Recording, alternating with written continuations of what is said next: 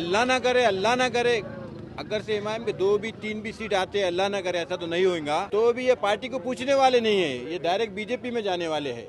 और ये पूरे नांदेड़ शहर को मालूम है। आकोट में देखे होंगे आपने, आकोट में क्या हुआ, बीजेपी एमआईएम मिलकर सत्ता में आ रही है। ये बेवकूफ बना रहे हैं मुसलमानों को, खाली हरी झंडी, हरा नारे तकबीर, अल्लाह अकबर, ये बहकावे में मुसलमान नहीं आने वाले। पर्याय के तौर पे एमआईएम को देखा जा रहा है, ऐसा धारणा बन रही, क्या लगता है? अरे रे रे रे रे, एमआईएम किसकी है, क्या है? यही वो बिल्डिंग है मेरी, एमआईएम को मैंने लाया था। ये आज ये खबर में जाने का हरे दस्ते डाल के घूम रहे भाई, उसके लिए बहुत करे थे हमने।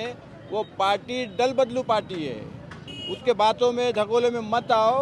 और कांग्रेस पार्टी का तो डब्बा ही गुल है, ये इलेक्शन के बाद तो वो नजर ही नहीं आएंगी। आपके ऊपर कौन है? ये खासदार कह रहे हैं, ये अशोक राव खासदार की पार्टनरशिप पूना में चल रही है, ऊपर ये सब एक है। ये कांग्रेस भी खत्म हो गई, एमआईएम भी खत्म हो गई। रैली थी, क्या कहेंगे?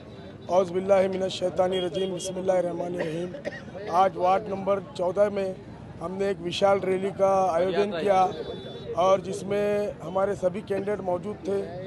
प्रताप हीरे, मैं खुद अत्तर सुनार, अजीम भाई टेंट वाला और फारूक बदवेल साहब। हमने रैली में आज पूरा जायज़ा लिया, लोगों से मुलाकात की और लोगों की परेशानियों को जानने की कोशिश की। तो लोगों से हमें ये पता चली है कि 8-10 सालों से वार्ड के एकदम खस्ता हाल है। नालियाँ भरी हुई, ड्रेनेज भरे हुआ, रोड का कोई इंतज़ाम नहीं, पानी में जो है ड्रेनेज का पानी मिक्स आ रहा है। कई तरह पर ऐसे परेशानियों का बताया पब्लिक ने कि जिससे आने वाले दिनों में नए चेहरों की ख्वाहिश जताई है। क्या मूड क्या है जनता का, क्या नजर आ रहा है पूरे रास्ते में? नहीं, जनता का मूड तो राष्ट्रवादी पक्ष के तरफ ही है। इंशाअल्लाह ताला 13, 14, 15 से राष्ट्रवादी पक्ष का ही तुम्हारा जीत होंगी इंशाअल्लाह। शैतानी रजीम, बिस्मिल्लाहिर्रहमानिर्रहीम। आज हम पद यात्रा करके आए मदीना नगर, रजा नगर, ऐतवारा, मनियार गली। रोडों के एकदम बेकार हालात है और यही चेहरे लोगों के सामने आ रहे हैं जो लोगों को इन्होंने धोखा दिए। लोग बड़े ये चेहरे बोले मैयत में और शादी में दिखते बोले खाली। अब इन्हें हकाल पट्टी करना है।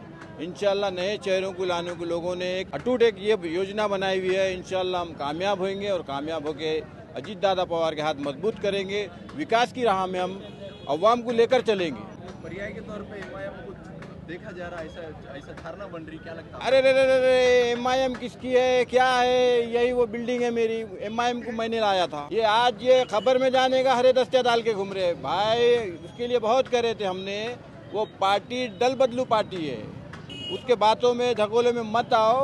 और कांग्रेस पार्टी का तो डब्बा ही गुल है, ये इलेक्शन के बाद तो वो नजर ही नहीं आएंगी। आपके ऊपर कौन है? ये खासदार कह रहे हैं, ये अशोक राव खासदार की पार्टनरशिप पूना में चल रही है, ऊपर ये सब एक है। ये कांग्रेस भी खत्म हो गई, एमआईएम भी खत्म हो गई हुई। अल्लाह ना करे, अल्लाह ना करे।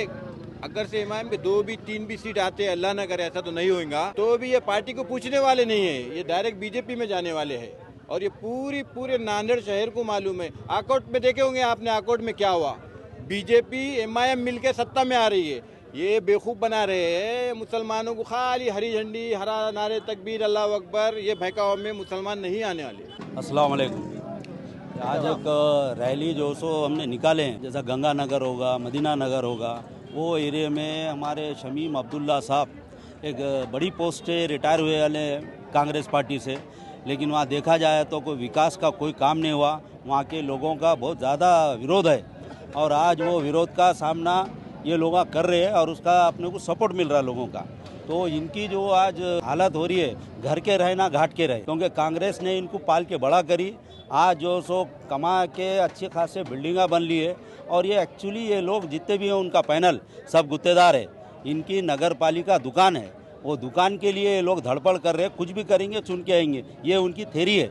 खुद के बलबूते पे कभी इलेक्शन लड़े नहीं, जीते नहीं। अशोक राव चौहान की साहब की मेहरबानी की वजह से आज तक इन्हों पॉलिटिक्स में टिके रहे और चुन के आए। आज इनको मजा चकाएंगे इंशाअल्लाह, क्योंकि सबको मालूम होगा कि एमआईएम की पतंग की डोर किसके हाथ में है, कौन ये चला रहा है, ये पब्लिक को मालूम है। अवाम इनको 15 तारीख को जवाब देंगे इंशाअल्लाह। हमारे प्रतापराव पाटिल चिखलीकर, मोहन अन्ना हम्बरडे और हमारे पुकरना साहब, ये लोगों के हाथ मजबूत होंगे और एक अच्छा नेता के साथ हम फिर से जुड़े हैं, क्योंकि मेरा पॉलिटिकल गुरु है प्रताप पाटिल। फिर से हम जुड़ गए इंशाअल्लाह। राष्ट्रवादी के पूरे पैनल निकलेंगे और विकास की राह पे चलेंगे इंशाअल्लाह। और कोई देखने में आ रहा है कि जज्बाती नारे, जज्बाती बातें, तो रोड की बात नहीं हो रही, जो असल मुद्दे हैं वो पीछे रह जा रहे हैं। आपको क्या लगता है? कैसा है साहब, भाषण से राशन नहीं मिलता, नारे मारने से क्या होगा?